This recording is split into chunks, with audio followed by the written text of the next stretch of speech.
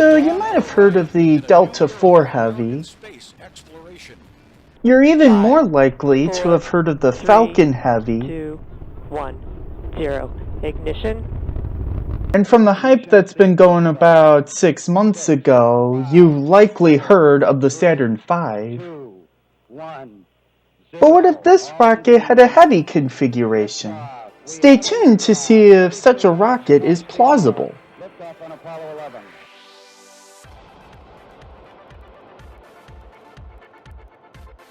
What up, tubers? Bunny here, and this week we're back in Kerbal Space Program. So, as you can guess by the intro, I'm going to be creating a Saturn Heavy. Let's go to the VAB.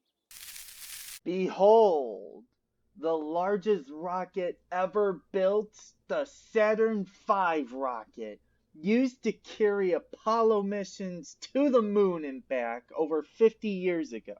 Well, at least Apollos 11 and 12 were 50 years ago. It hasn't been quite yet the 50th anniversary since Apollo 13, but as you can see, this rocket is a behemoth.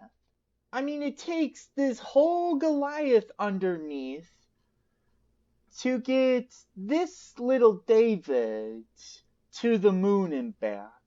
And it is only this spacecraft, this capsule here, that comes back. So I'm going to make sure that there is no crew on board. Jeb, Bill, and Bob can come out of there. I'll just do a little save. Now, if you know a thing or two about heavy configurations of rockets, such as Falcon Heavy, for example, I'm going to remove these clamps for a bit. And I'm going to move these fins to the side. So if you know a thing or two about the heavy configurations of rockets, you know that it's basically, you got the central booster here, and then you have two additional first stage boosters strapped to the side. And that, my friends, is exactly what I'm going to be doing. I'll place it right there for right now. We grab this monstrous tank. And how does it look side by side? Looks good, except for the fact that this, if I can grab it, there we go. This decoupler needs to come down right here. And my friends, we have just created a monster capable of pushing out, what was it? 22.8 million pounds straight out of the bottom of its buttocks. And the thing is, this beast doesn't even weigh as heavy as that monstrous thrust needs. Now, where is the nose cone? Let's see, Mark 7. I believe it's the 12. Not the 12. 16? Wow. Oh, I'm in love. Oh my goodness. Guys, you do not know how long I have been wanting to do such a thing. I mean, it hasn't even launched yet, and yet I can feel the power. Yeah! So we need to add these fins back on. So how am I going to do the fins on the central booster? I think I will do the fins as normal. I don't think I'll put fins on these sides. And how about clamps? How are we going to hold this monster back? And I tell you, we are going to need a lot of clamps. And checking the staging, I can tell you, we are going to need all 15 of these engines pumping out that 22.8 million pounds right away. No ifs, ands, or buts about it. Place station there. Let's see, use at 1338. Alright. Is that a good thrust to weight ratio? Perfect. Oh, yeah, that's good. That's good. Let's see, I'm going to need a fuel duct. Okay, I see a good spot at the bottom of the rocket where I can place the fuel duct. And that did not... Yeah.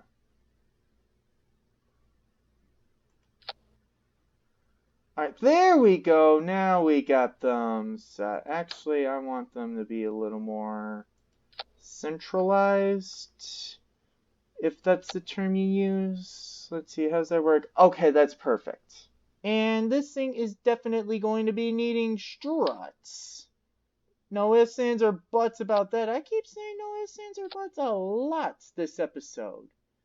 Well, seeing how this is a giant rocket, and I have no idea if this thing is even going to succeed first try.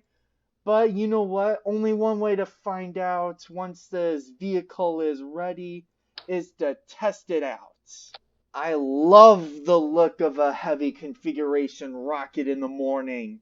And I think that actually makes the vehicle ready for launch. Mama, this thing is cool. Okay, no Kerbals are on board. Well, I guess there's only one thing left to do. Launch the only rocket that is able to cause an earthquake that measures 10.0 on the Richter scale to occur all over the nation. Actually, fun facts, the Saturn V rocket upon launching was able to create a rather decent earthquake that could be felt with various magnitudes across the United States. And I'm talking like, I think if I recall reading or seeing or hearing somewhere, I don't know where, we're talking like some 4 point something on the Richter scale. So if one of these boosters can do that, how much more powerful are 3 first stage boosters? Wow, this is just crazy. I cannot believe I am actually about to launch what has got to be the obvious solution to NASA's plans to send men to Mars. I mean, why develop a new space launch system with 2010s, 2020 something technology? Why not just reuse good old-fashioned 1960 something technology and just strap a few extra boosters on it? I mean, isn't it obvious that this is the ultimate solution to all of your long-distance space travel needs? Tell me, is it? I'm actually a little nervous in launching this vehicle.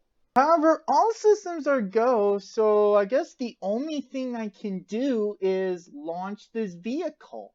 So what am I waiting for? Without further ado, let's light this candle. T-minus 17 seconds. Guidance is internal. 14, 13, 12, 11, 10, 9, 8, 7, 6, 5, 4, 3. We're going to go for ignition start. The engines are on, all of them, and commit liftoff. I tell you, we have liftoff of the mighty Saturn Heavy rocket, the ultimate solution to all of your long-distance space travel needs. This is awesome. I'm lost for words. Come on, and we're already pitching down. Look at the acceleration of this. I'm actually going to do a demonstration of this rocket on Sunday, and I tell you, I've tested this rocket before, and this acceleration is just non-existent. Well, I wouldn't say non-existent, but well, it's hardly that existent in the original Saturn V rocket. I mean, wow! Not even a minute in and we're already 10 kilometers up. You can tell that this is a fast machine. And wow, it shook me all night long. Excuse me. I think I'm getting a little too excited. Get ready for booster separation. Booster separation. Houston, we've had a problem. I think Houston, we may have a problem. Oh, my engines! Wow. Apparently, SHM-001 turned out to be a failure. I guess we can go ahead and abort the mission, huh? So 3, 2, 1. Here's a demonstration of the Apollo spacecraft abort system. See, I can use the RCS thrusters actually to reorient the spacecraft, and wow, we are actually going. Am I approaching? Whoa, we're going high up. Oh, I could probably try to boost myself above 40,000 meters. No, that ain't happening. Well, actually, well, we can't. Oh, excuse me. You know what? Let's get rid of that rocket there. I want you to do a ballerina move as it tumbles away forever and oh, are you coming back? Don't you dare come back. Don't you dare come back. Okay, it's going away. We're good. Actually, I think I could turn SAS off because you don't really need that high up in the atmosphere. Maybe you do? Is this tumbling nominal? I'm willing to believe that this tumbling is nominal. No, I don't think we should be tumbling like this. Actually, I can't get the parachutes ready. Okay, that's all set. Let us deploy the parachutes. When I'm beneath 10,000 kilometers, that is not a normal altitude for me to be deploying the parachutes first thing. And I think we lost the launch tower. You know, whatever happened to the... Would that happen to be, perchance, the original rocket? Well, either way, it is going to crash into the ocean with a mighty explosion. And clearly, I have some kinks that I need to fix in this ultimate rocket. Ooh, but I think that rocket is going to have a very large explosion upon impact. Oh, yeah, this is going to be epic. Yeah. Let's witness the largest explosion ever.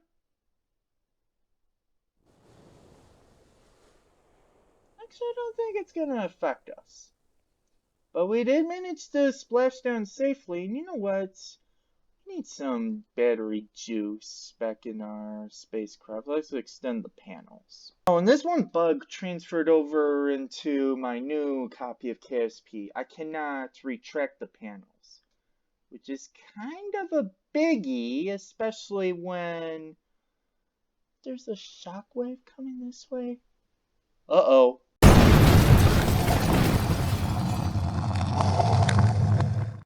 Alrighty, to say that we need boosters, Sepratron boosters, is an absolute understatement.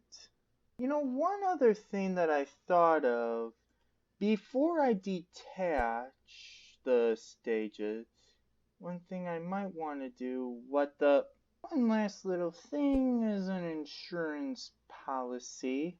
Okay, I think this rocket is ready for a second test mission. Let's go. Oh, and before I launch, I should mention that late 2010s technology has allowed me to shorten the ignition sequence time of these engines from 8.9 seconds to just a little bit under 3 seconds. 7, 6, 5, 4, 3. We have a go for ignition start. The engines are on. Commit liftoff. We have liftoff of the Saturn Heavy on its second test mission. Hopefully this mission goes better than the last. However, I tell you, the only way to find out is to get up to those altitudes and that part of the mission where the side boosters do indeed run out of gas.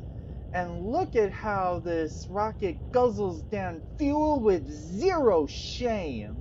Vehicle is now supersonic. Seem to get a little bit of a wibble wobble. Should I be nervous? What the heck. We've had the wibble wobbles in this rocket last mission. I'm sure it's nominal. Okay, coming upon a part that's gonna make me nervous. Attach. Houston, we've had a problem. Oh no! I don't think we're supposed to lose 2 engines, or all but 2 engines. Could I save the rocket? Absolutely not. Absolutely not. Ooh, that was a mighty explosion. Oh, we've got a piece of the rocket flying away. Yeah, that might be bad. Alright, ditch the launch escape system forever. And we are once again heading off into space. Actually, we are reaching higher altitudes than we did with the last mission. Let's see, how long can I keep it aloft? Oh! I found a way to keep this thing aloft. 43,206, that is my altitude record. And now this is the part where we can start coming down again.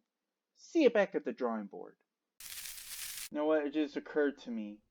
I never looked at the mission log to see what exactly the problem was. So the only solution I know is to space out the boosters even further. And that seems to be as far away as I can. Could that suffice? Precision going once, going twice. And sold. Third time's the charm, they say, so why not test this vehicle again in 5, 4, 3, we have to go for ignition starts. And liftoff! We have liftoff of Saturn Heavy on SHM-003. And hopefully this mission should be the ultimate solution mission, or what am I trying to say? Alright, so I'm thinking if this mission becomes a failure once again, I will take a look at the mission log, see what exactly went wrong, and this is the moment of truth. Yes! Awesome! I cannot believe I just did that. And we just exceeded 1,000 meters per second. This could become a suborbital. Oh, wow. Wow. Wow. No way. Could this become a single stage to orbit rocket? Well, it's not necessarily single stage to orbit, but this is ultimate good news. This is definitely higher than the Saturn V's first stage could ever possibly go. Just impressive. I told ya, third time's the charm. I think we're about to pass 2,000 meters a second. 2,000 meters a second! Let's go for an 80-kilometer apoapse. Wow.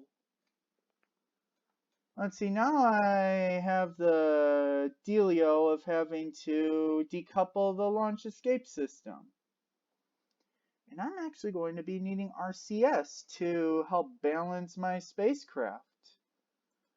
We're going to add a maneuver, and I think I will be darned if this vehicle... Oh my goodness, I have enough fuel to possibly put the Saturn Heavy on this first stage into orbit. Are you kidding me? I don't believe it. I should have kept the launch escape system on. That would make for an ultimate picture. A Saturn V in... Oh! Are we going to be passing by a satellite in orbit? Huh, which one is that? Oh, the Space Cross, which I launched less than a year ago, actually. Okay, that's gonna be cool. Actually, I'm gonna get rid of this maneuver. time to reach apoapsis is coming up, and that's when I'll determine when to initiate my burn. Actually, I can point prograde at this point, and I need to hurry up because I'm running out of time.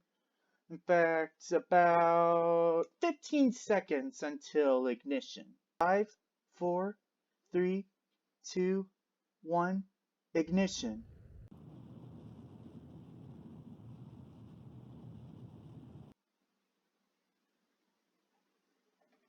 Yes!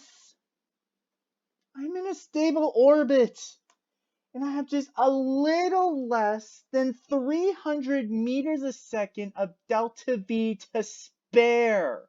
Let's extend the panels. Let's see, that's a piece of suborbital debris, probably my launch escape tower, that is now heading back to Kerbal. Let's rotate this thing around. Awesome! Just awesome! 6.5 minutes to launch nearly an entire Saturn V rocket into orbit. And that is actually going to do it for this episode of Kerbal Space Program. So this coming Sunday, I'm going to do a demonstration of the regular old Saturn V rocket. And then next Friday, I'm actually going to be doing a special video because I am coming upon my 100th video. So be sure to stay tuned to find out what I have planned for that special video. Okay, this altimeter is getting kind of weird. Let's switch it back to sea level altimeter. There we go. It's the Moon. You know what? I'm going to head my way toward the Moon. But otherwise, that is going to conclude this week's video, so I hope you guys enjoyed. Thanks for watching. See you Sunday. Or if you don't come back on Sunday, see you all next week. India Alpha Bravo checking out. And we can go for engine ignition now. Whoa, boy.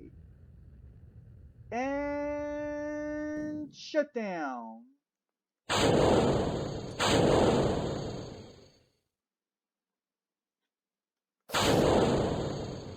Let's get that away. And I'm just going to send this to the Moon. Otherwise, see you in the next video. Ignition sequence start. 3, 2, 1, 0. Liftoff. We have a liftoff.